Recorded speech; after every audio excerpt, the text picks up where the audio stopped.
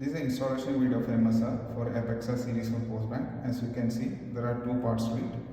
One, we need to connect to the device like this, and this bottom side has to come like this, and we need to screw it on both ends.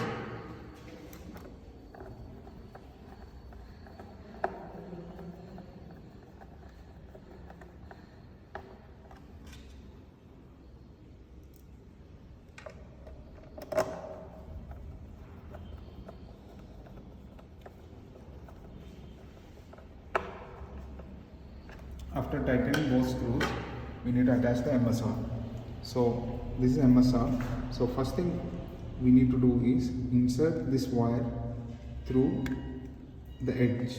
As you can see, there is a bracket. We need to insert the wire through the bracket, and after this we need to connect the MSR to the jack. That is the second one. After audio jack, it's MSR. So this is how it will be. Now we need to slide it. We need to slide the MSR through the sides, through the lock. It's locked.